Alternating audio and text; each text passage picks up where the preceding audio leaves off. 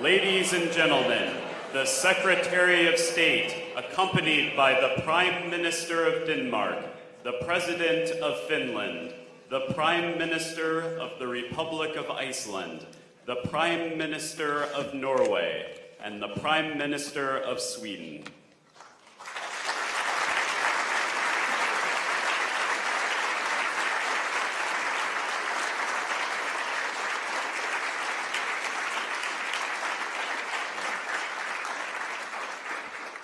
Thank you very, very much. Please be seated. Good afternoon to everybody. God eftermiddag. Väldigt hyggelig att säga deru här hos mig, which not translated literally means welcome all of you to my house. And it's hardly that, it's our house. It's Ben Franklin's room, and we are really privileged to welcome our Nordic friends here. I didn't start out by trying to play favorites at all. The President this morning covered all the Nordic languages, and I'm not going to do that.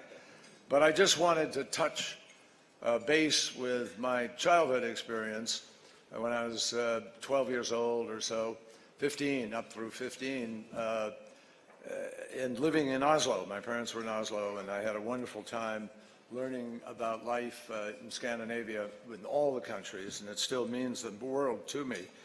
But what I really learned there was two major phrases. One was, "Jeg snakker ikke norsk," which means I don't speak any Norwegian, and the other was "Jeg elsker deg," which at my age meant everything, but the only person for whom it meant anything was my mother and my siblings, because I was 12 and 13 and much too young. President Niinisto and Prime Minister Solberg and Prime Minister Löfven, Prime Minister Rasmussen and Prime Minister Johansson, we are really honored. I mean that. We're honored to welcome you here today.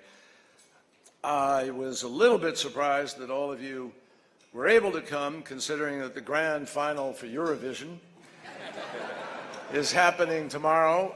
But then I learned that a Swedish artist won last year. Sweden is hosting this year, and it's the only Nordic country with a group in the finals. So fortunately, a Swede also founded Skype. So during the state dinner tonight, you can all catch up on the competition. It is really a pleasure for us to welcome so many artists, business leaders, athletes, scholars, and policymakers from across the Nordic region and the United States. And I am delighted, and I think our guests of honor are delighted that we have Chef Marcus Samuelsson, who is here to prepare today's lunch, and we're very, very proud to have him as a member of the State Department's American Chef Corps, which travels around the world and serves as culinary ambassadors throughout the world. Now, Marcus is a global citizen. His story, which I was interested, a number of the prime ministers here were very familiar with it, has taken him from Ethiopia to Sweden to Harlem, and we are all extraordinarily excited to learn he will be opening a restaurant in Washington later this year. So,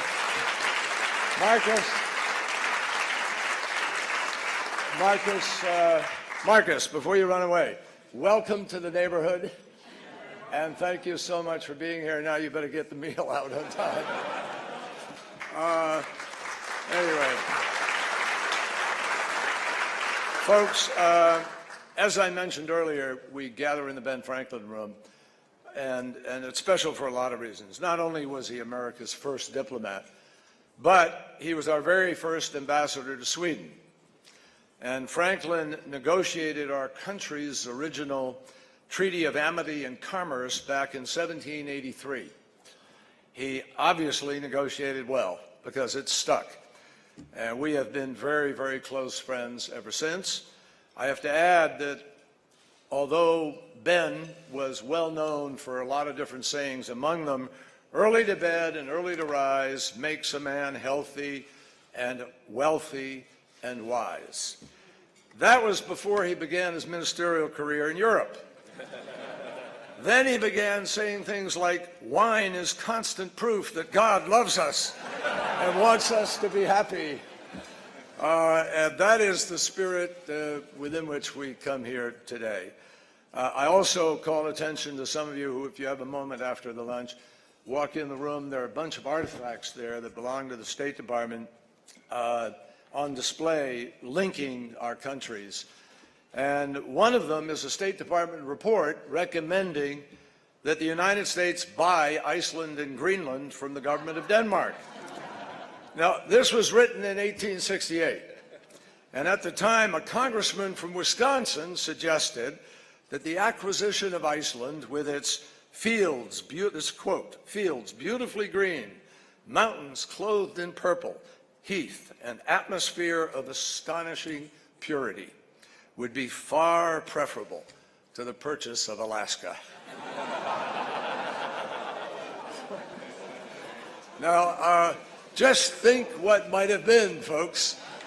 We could have been toasting with Brennivin, akavit, and if you go back well through history, this might not be America, it might be Eric Sona or something like that. We and at the same time, our country's presidential candidates would be feverishly contesting the Iceland primary. I'm not sure that would work out very well. Anyway, let me be serious in sharing quickly with everybody, and I do mean quickly. We want you to eat and enjoy. The Nordic states have made an absolutely extraordinary imprint on American life. Even though Leif Erikson, after discovering Canada, apparently saw no point in even visiting Boston. But it didn't matter. It really didn't matter. Because today, more than 11 million U.S. citizens claim Nordic ancestry, and a number of you are here with us today. 2 Chief Justices of our Supreme Court were of Scandinavian descent. A son of Danish immigrants conceived the magnificent sculptures on Mount Rushmore. A Finnish-American architect designed the St. Louis Gateway Arch and Dulles Airport. Norway was the ancestral home of 2 United States vice presidents. And then there were the stars, who spent at least some of their careers lighting up Hollywood: Ingrid Bergman, Liv Ullmann, Greta Garbo, and my body double, Viggo Mortensen.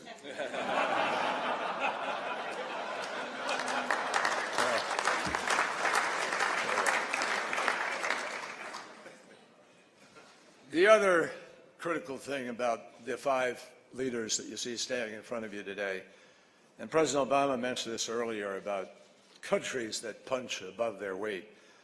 Of all the list of people in the world who are global citizens who just never stop implementing their sense of responsibility and duty about global citizenship, these 5 are at the top of the list all the time.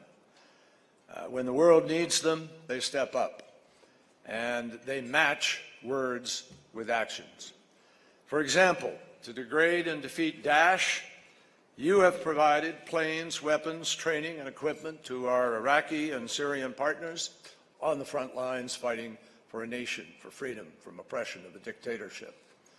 To address the worst refugee crisis since World War II, you have contributed nearly $1 billion in food, shelter, and humanitarian aid for displaced Syrian families, and you have more than done your fair share of the duty in bringing people to your country and providing shelter.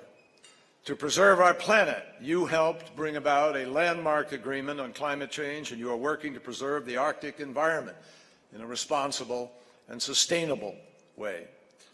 To prevent the spread of epidemic disease, you helped to lead a global effort that produced money and medical personnel to halt Ebola in its tracks and put a lie to the predictions there would be 1 million people dead by Christmas 2 Christmases ago, and to spell the difference between life and death for tens of thousands of people.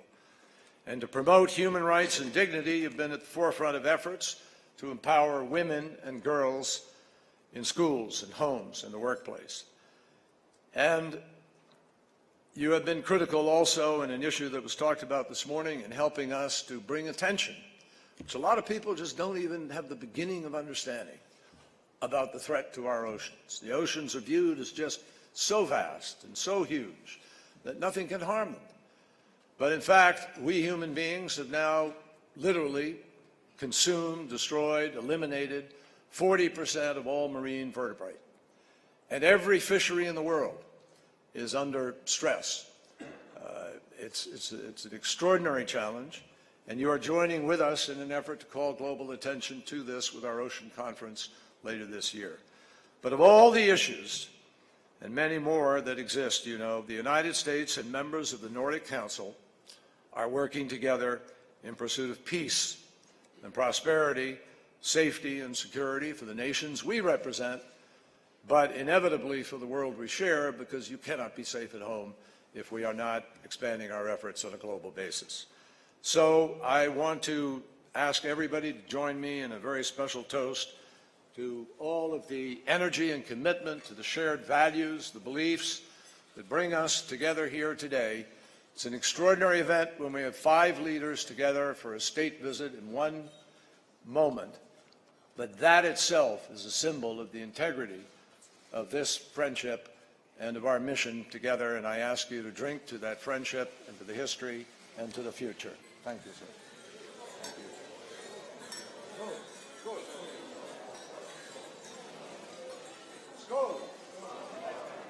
Thank you. Now it's my pleasure to introduce, by the way, we're going to have terrific entertainment after we eat. A great group of young folks are going to come from the Duke Ellington School of Arts, and I know that's going to be fun.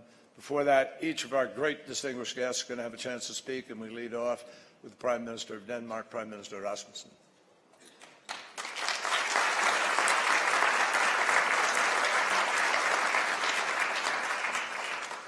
Thank you. I'm not a part of the excellent entertainment. I'm just here to say thank you. I would like to express my sincere appreciation to you for hosting us, John. I know that you always highlight that the food is better in State Department than in the White House. So I must say, I have tried White House, and I'm looking very much forward to our lunch. And tonight we can compare. Today we celebrate the close relationship between the United States and the Nordic countries, and we reaffirm our solid commitment to tackle common challenges. We have worked together for over a decade in Afghanistan. We are united in the fight against ISIL, Daesh. We lead international efforts to curb climate change, and we join forces in upping global prosperity through trade liberalization and skillful use of our development aid. Together, we make a difference, and in many aspects, we see positive trends and developments around the world. Nevertheless, instability, armed conflicts, and extreme inequality are still a fact of life for millions of people around the world. We cannot, we must not, and we will not shut our eyes to this fact. At the end of the day, the transatlantic cooperation is the backbone of our common fight for a free and prosperous world. And therefore, we are committed to further strengthen our cooperation with our close friend and partner, the United States. Thank you very much. Thank you, sir. Thank you very much.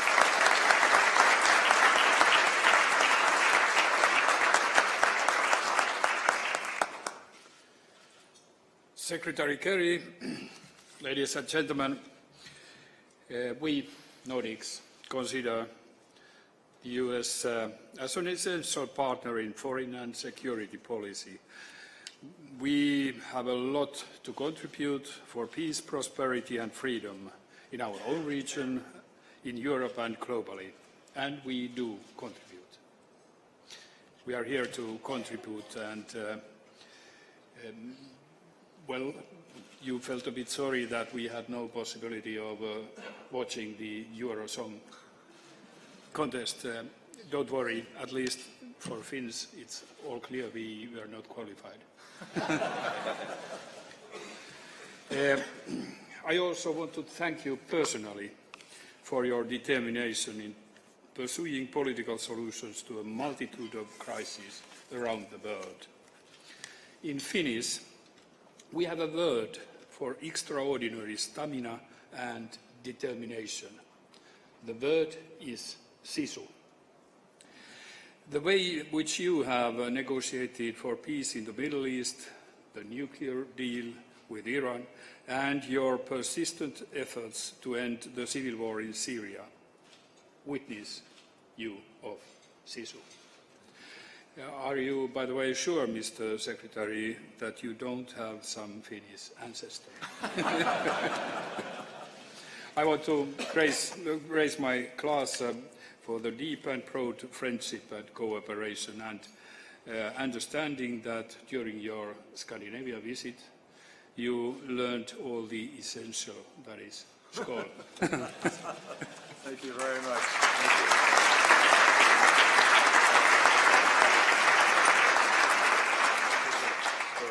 Thank you. Thank you. Skål. Thank you. Skål.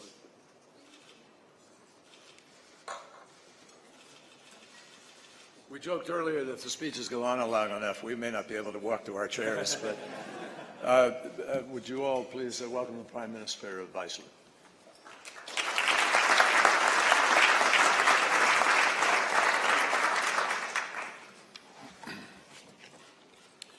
Mr. Secretary, ladies and gentlemen, I'm honored to be here.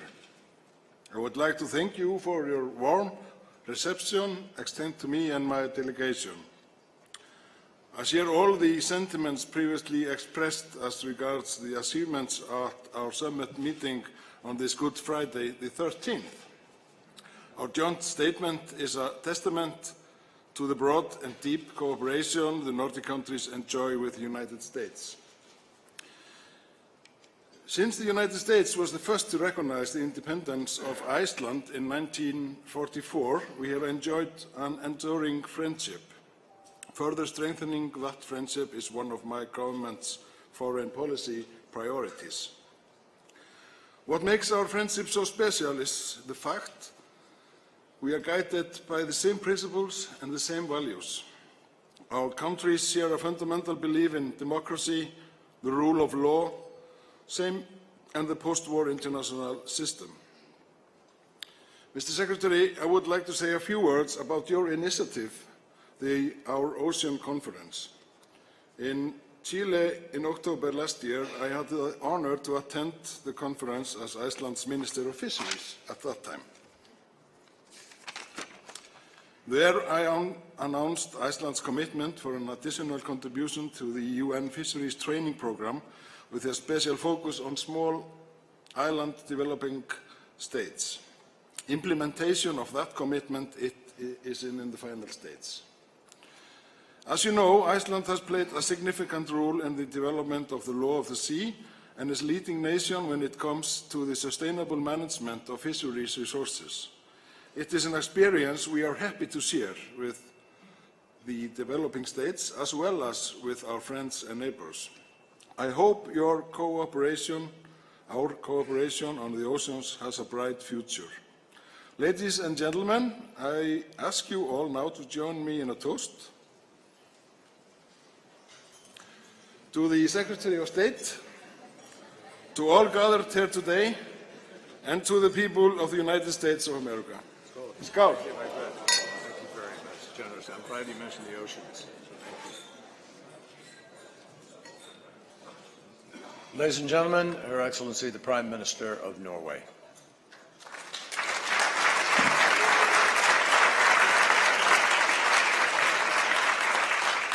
Dear Secretary Kerry, Nordic colleagues, ladies and gentlemen, good afternoon.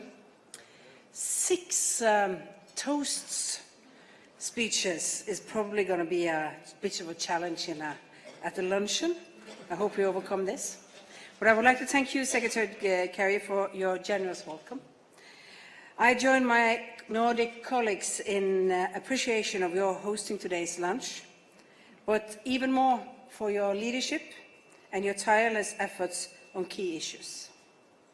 You seem to be everywhere. Last morning in London, at the conference, we were together. So were you. Yeah, and I would like to say your efforts are very appreciated by Norway. And I think as politicians, we all know that when election time comes, the voters are close to home. They want to know how we solve the issues in their communities and in their country. But in today's globalized world, problems internationally who are not solved becomes issue in neighborhoods and in your local communities. That's why we need to continue to have a United States with an international agenda on peace and prosperity and development. Strong relationships, both personal and institutional, is based on our history and our common fundamental values. It will bind and continue to bind the US and the Nordic countries firmly together. The unity effort of close cooperation in addressing the world's most pressing challenges, like upholding respect for international law, democracy and human rights around the world.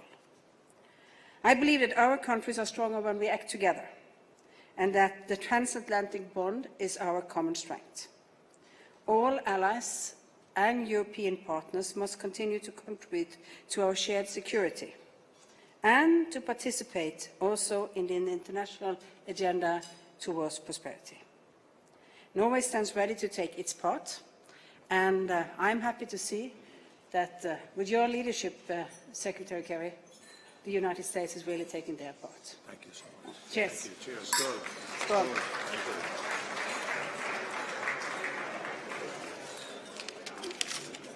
Thank you, Madam Prime Minister.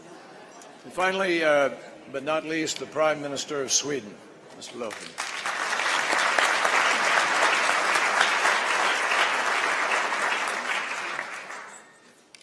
We're not drunk yet. Thank you very much, Secretary Kennedy. Secretary Kerry. Thank you very much for the invitation. Thank you, Mrs. Heinz Kerry. It's a pleasure to see you. It will be also a pleasure to continue the discussions since this morning over a fine lunch prepared by the Swedish chef, Marcus Samuelsson. I congratulate you to the excellent choice of chef. There's so much that has been said already, but I do want to continue on what my Danish colleague mentioned, and that is your personal efforts, and that you are a champion of so much. And some of the international issues that are at the very core of our government's agenda are also issues that you, Secretary Kerry, have taken the global lead to address, and that is very, very important. I will mention just two of them. The first is climate. Your relentless fight for much-needed global action to combat climate change is so important. The Paris Agreement is a milestone, and Sweden will do our part to make sure that we also find the results and that the outcome of the agreement will become reality. We will continue to push for speedy climate adaptation.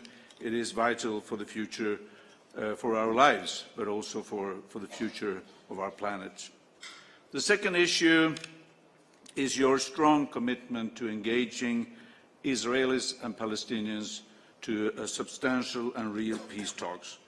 Now, lately, developments on the ground have been increasingly negative, unfortunately. But now it is up to us, the whole world community, not only you, but the whole world community. We must step up efforts and through resolute action show that the two-state solution is the only way to peace and security for both Israel and Palestine. So, Secretary Kerry, we look forward to continuing our country's close dialogue on how best to tackle international challenges together. Thank you very much for all your work. Thank you, sir.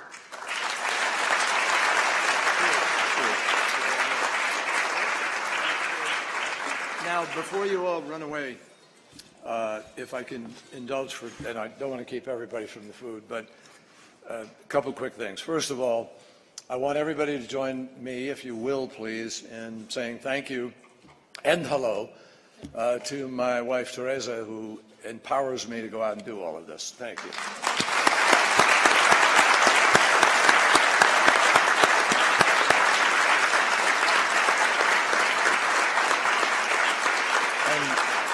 And secondly, I'm privileged to have here as a guest today my future stepdaughter-in-law, who is marrying my stepson, Andre Heinz, who has been living in Stockholm for 10 plus years or more. I mean, he's been living there forever now, and he met a beautiful Icelandic woman who he is marrying this summer, and I look forward to being in Stockholm for that. But I want you all to say hello to Maria Martinsdottir.